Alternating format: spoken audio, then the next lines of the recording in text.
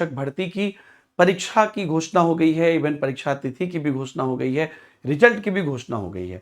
और फॉर्म की जैसे ही अपडेट आएगी, फॉर्म जब से भरना शुरू होगा हम लोग आपको बताएंगे और आप लोग भी चेक करेंगे। लगातार अभी एस्टेट की मुझे लगता है पहले फॉर्म फिलअप होगी, उसके बाद टीआरई का आएगी। हालांकि जदयू के ट्विटर हैंडल से आया भी था, जो कि हमें भी थोड़ा अजीब लगा था कि 7-8 दिन बस फॉर्म भरने का डेट रहेगा टीआरई का, वो थोड़ा अनयूजुअल था।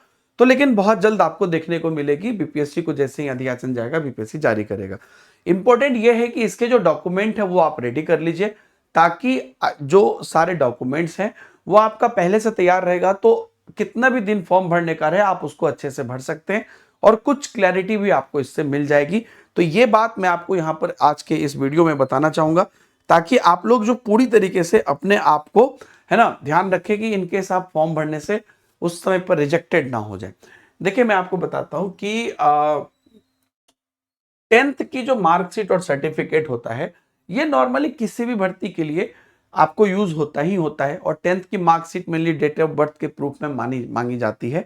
और ये जो भी आप डिटेल इसमें भरोगे या अपने मार्क्स जो भी भरोगे जिसमें भी मांगी जाएगी, वही वेरीफाई होगा जब आप जाओगे काउंसलिंग के टाइम पे। तो अगर वो मिसमैच होगा तो फिर दिक्कत हो जाएगी।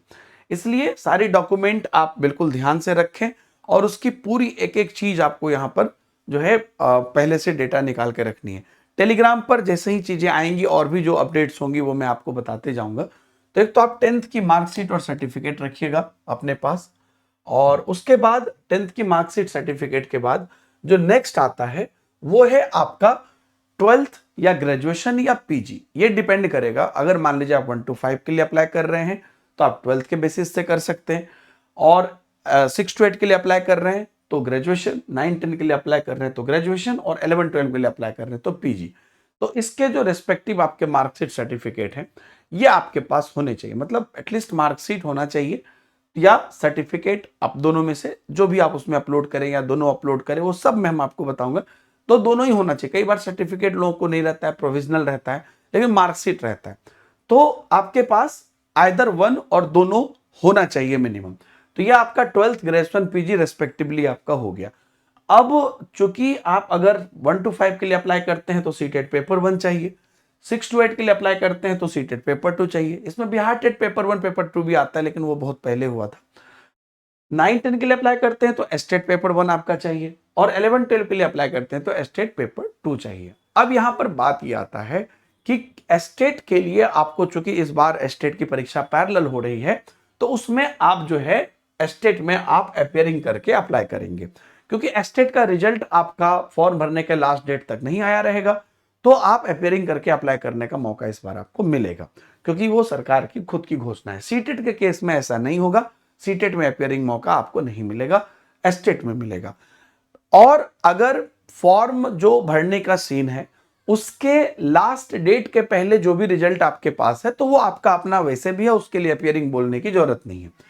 रेस्पेक्टिव आपको डीएलएड या बीएड चाहिए। आप जानते हैं कि प्राइमरी लेवल 1 to 5, 6 to 8 के लिए आपको डीएलएड चाहिए, और बाकी 6 to 8, 9, 10, 11, 12 के लिए आपको ग्रेजुएशन चाहिए, बीएड चाहिए।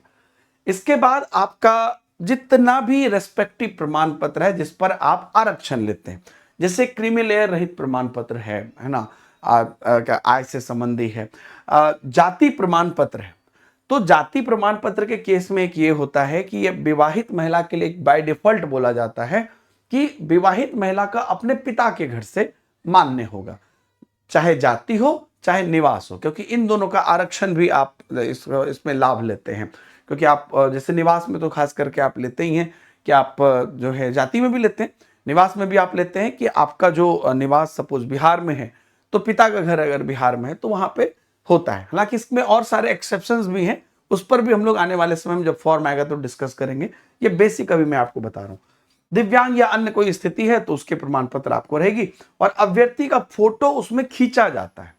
उसी टाइम पर आपको वहां पर अभ्यर्थी के फोटो जो है वो कैमरा से खींचने की बात आती है, और सिग्नेचर को भी आप वहां पे अपलोड कर सकते हैं। आधार कार्ड आपको बेसिक चाहिए, बाकी मोबाइल नंबर, ईमेल आईडी आपका चाहिए। ये बेसिक डॉक्यूमेंट आप तैयार कर लीजिएगा।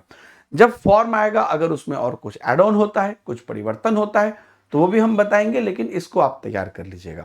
दोस्तों आपने देखा होगा कि 5 सितंबर के दिन हमने आपको टीआरई का और एस्टेट का पूरा शेड्यूल दिखाया यूट्यूब का, क्योंकि हमारे फैकल्टीज नया आगाज कर रहे हैं, वहां से आप अपनी तैयारी शुरू कर सकते हैं। इसके अलावा मैं आपको बता दूं कि जो भी सीरियस अभ्यर्थी हैं वो हमारे एप्लीकेशन के जो एक्सक्लूसिव बैचेस हैं उससे प्रिपरेशन कर सकते हैं। आप लोगों के लिए नई बैच की भी अनाउंसमेंट हो गई है 1 to 5 से 11-12 तक, और ये बैच आपको 8 सितंबर से स्टार्ट हो रही है, और बीपीएससी टीआरई के लिए भी और एस्टेट के लिए भी। तो इन सब का एक्सेस आपको कैसे मिल सकता है?